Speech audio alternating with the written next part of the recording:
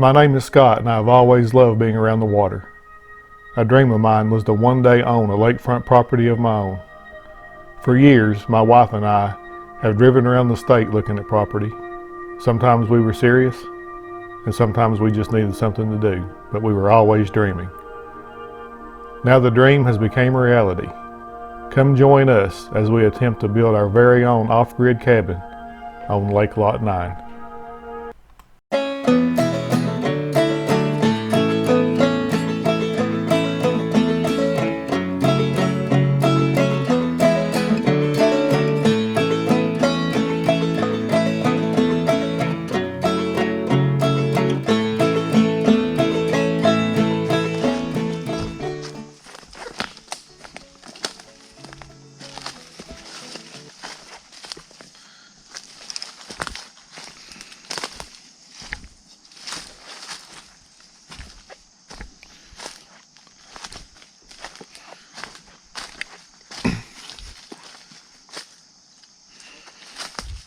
I brought this steel drum from work.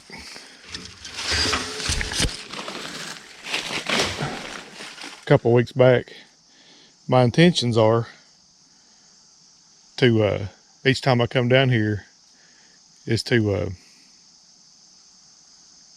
try to start burning some of this scrap lumber and drag some of this junk up the hill and just try to keep the place cleaned up a little bit. It's kind of starting to look like Sanford sun down here.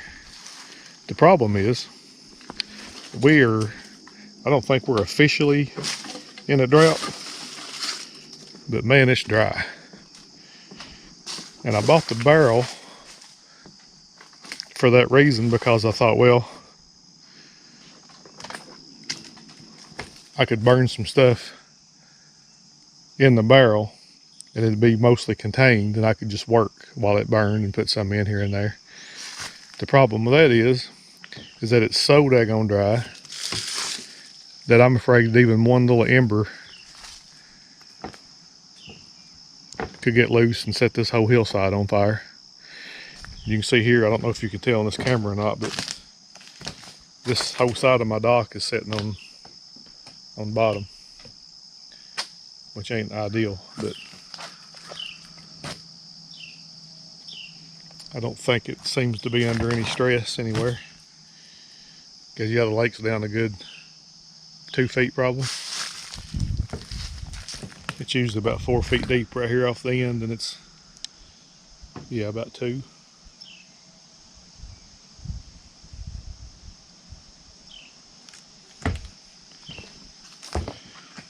So I guess the burning part is probably going to be a wintertime thing with snow on the ground and all that good stuff, because it is dry.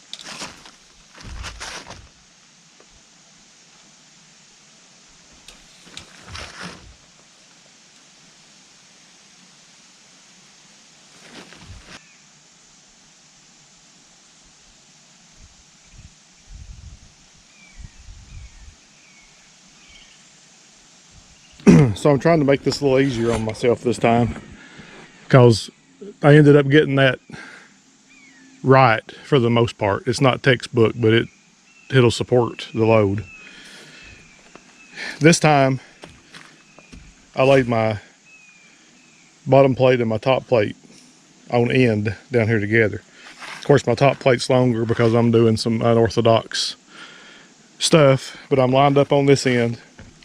This bottom plate is exactly 8 feet long, because I'm going to build 3 8-foot sections just like I did back here. What I did this time is I went through and I marked all my 16-inch normal studs, common studs, whatever you want to call them, on both the top and the bottom plate. Probably didn't mark them as good as I should have, but I marked them. Then I know they've got a big window to go in this wall, and the frame of the window that actually goes into the wall, and sorry I don't know the proper terminology, but it's 59.5 by 59.5. So I'm going to make my rough opening 60.5 by 60.5 to give myself a full 1/2 inch all the way around the window. So what I did is I found the middle of my bottom plate, which is 48 inches. I took 60.5, which is my rough opening, divided it by 2, which gives me 30.25, 30 1/4, which goes to here. A 1/2 inch, 1.5 inches away from that is what, that spot there is where my jack stud will sit, and it will go all the way up to the header above the window, and then right next to it will be the king stud that'll go all the way up to the top plate. Same thing here, went 30 1/4 from the middle, jack stud, king stud, and then from there I could go ahead and mark all the cripples and everything, which some of them are already marked, but once I get these in place, it'll tell me what I need for the others.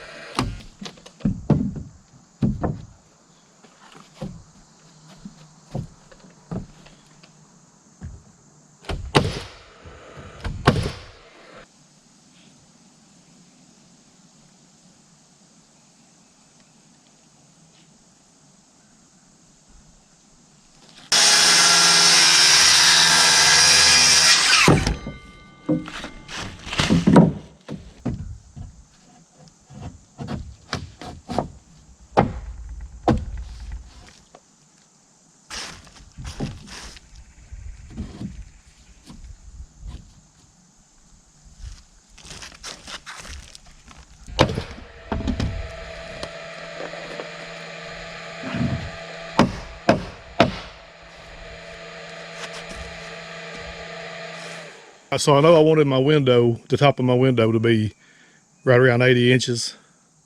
And that'll get the top of my window somewhat in the proximity level with my front door. It'll be a little bit lower, but by the time you trim it out and everything, it'll look fine. So I made my jack stud 78.5 inches. And that counts for the 1.5 inches from my base plate. So a jack stud on both sides, that puts me up to 80 inches. Then I cut a piece 63.5 inches to go across the top of my jack studs, and of course my 2 king studs go all the way up to the top plate. And then I measured down from the top of my jack stud 60.5 inches, and I got to nail that obviously, and that's going to be the bottom of my rough opening. And then I measured from that down to the base plate and took 1.5 inches off of that, and that gave me the length of my cripples, which is 16.5 inches. I gotta nail that one in. So you always want to put a cripple, from what I understand, under the edge of your rough opening board, and then these in the middle fall exactly on the 16-inch center that we measured. That way your sheathing or whatever you put up will fall on the stud.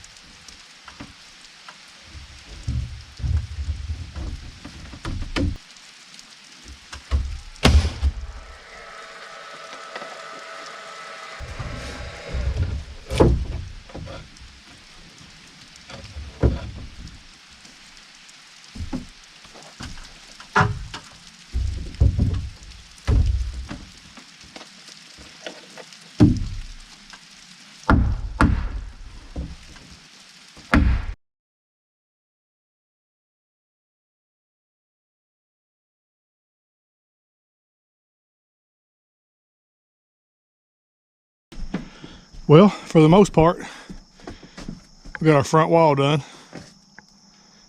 It's almost 10 feet. This one's almost 8 feet. So it'll be a, what is that, a 212 pitch roof. Not very steep. I shorted myself enough lumber. I didn't get to do my California corners. And I didn't get to finish my double top plate. Gonna be some big windows. Boy, I missed the crap out of those nails. I'll have to fix that. Shoddy work right there.